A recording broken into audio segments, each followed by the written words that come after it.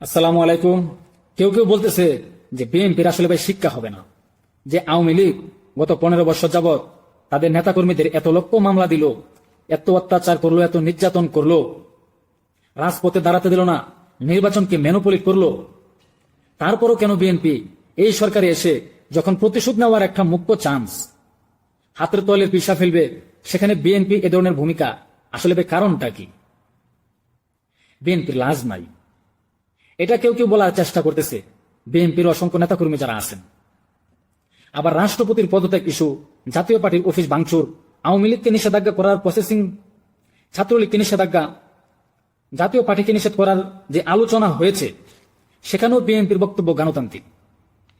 এখন বিএনপির এ ধরনের বক্তব্যে সাধারণ যারা নেতাকর্মী আছে তারা কিন্তু বলতেছে যে কেন, এটাই তো সুযোগ সমান করে লওয়ার, ধরার সময় আম করাইতে হবে। বাট আপনার বুঝতে হবে, আপনি আমি এরকমই ভাবি, কিন্তু যারা পলিটিক্স করে, হাইকমান্ডকে সামলায়, তারা পলিটিশিয়ান, তারা বুঝে।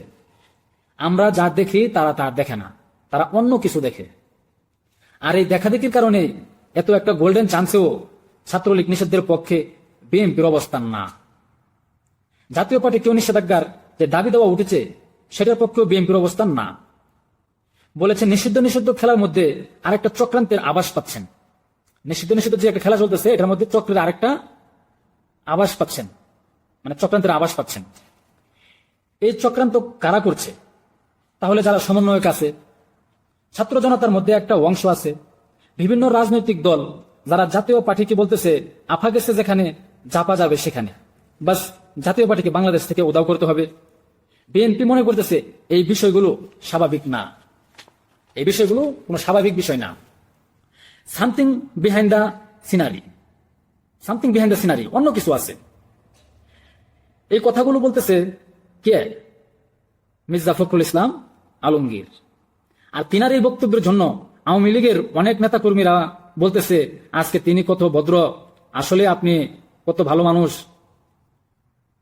এতদিন কিন্তু এটা বলে নাই, এখন পক্ষে আসলে এরকম ফিল তো আসবেই। এখন মির্জা ফখরুল ইসলাম আলমগীর কেন এই কথাগুলো বলতেছেন? মির্জা ফখরুল ইসলাম আলমগীর তিনি বুঝতে পারছেন যে নিষিদ্ধ যে খেলাটা চলতেছে, এটা একটা চক্রান্ত। আজকে আওয়ামী লীগকে নিষিদ্ধ, পরের দিন জাতীয় পার্টিকে নিষিদ্ধ, এই চক্রান্তের শিকার তো বিএনপিও হতে পারে। এটা মির্জা ফখরুল ইসলাম বুঝতে পারছে, তাই উনি চাচ্ছেন না এই নিষিদ্ধ খেলাটা খেলতে। বিএনপি আসলে কেন চাচ্ছে না? আমি কিন্তু এটার ব্যাখ্যা দিলাম যে বিএনপি আসলে কেন চাচ্ছে না। এবার আসুন, এটা নিয়ে নানান বিশ্লেষকরা নানান কিছু বলতেছে, তবে আমার মনে হচ্ছে বিএনপি আসলে পলিটিক্সটা সুন্দর করছে।